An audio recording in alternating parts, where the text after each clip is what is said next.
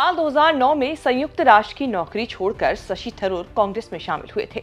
तब से केरल की तिरुवनंतपुरम सीट से लगातार 4 बार के लोकसभा सांसद हैं।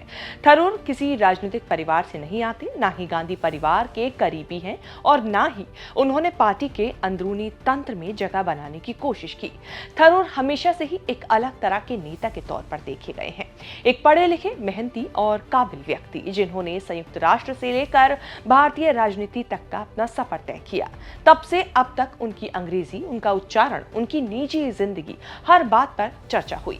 खुद प्रधानमंत्री नरेंद्र मोदी ने भी एक बार उनकी दिवंगत पत्नी सुनंदा पुष्कर को लेकर तंज कसते हुए 50 करोड़ की गर्लफ्रेंड कहा था, जो शायद उन्हें नहीं कहना चाहिए था। राजनीति में आने के बाद शशि थरूर को एक ऐसे व्यक्ति के रूप में देखा गया जो सिर्फ महत्वाकांक्षा के कारण राजनीति में आया था और जल्द ही असफल हो जाएगा। थरूर ने पहली बार राजनीति में कदम रखा तो लोग उन पर हंसे, लेकिन उन्होंने खुद को साबित करके दिखाया। कहते हैं थरूर को राजनीति में लाने वाले भी खुद राहुल गांधी ही थे।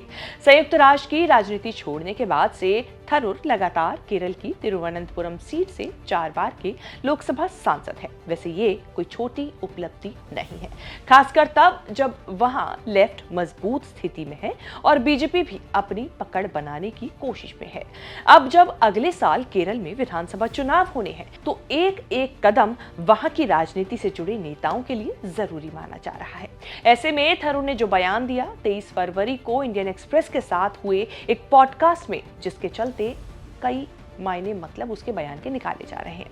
दरअसल शशि थरूर का ये पॉडकास्ट एक मलयालम इंटरव्यू था जिसे इंग्लिश में ट्रांसलेट किया गया था। इंटरव्यू की हेडलाइन ऐसी बनी कि अगर कांग्रेस को मेरी सेवाएं नहीं चाहिए तो मेरे पास और भी विकल्प हैं।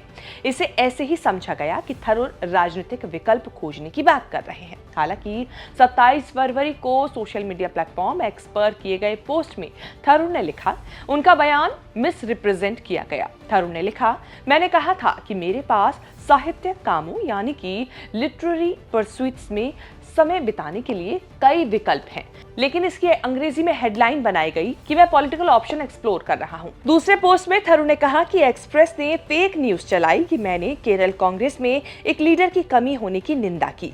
मैंने जब इस दावे को चुनौती दी तो मुझे मेरे मलयालम इंटरव्यू का अंग्रेजी ट्रांसलेशन दिया गया जिसमें मैंने कथित तौर पर ऐसा कहा।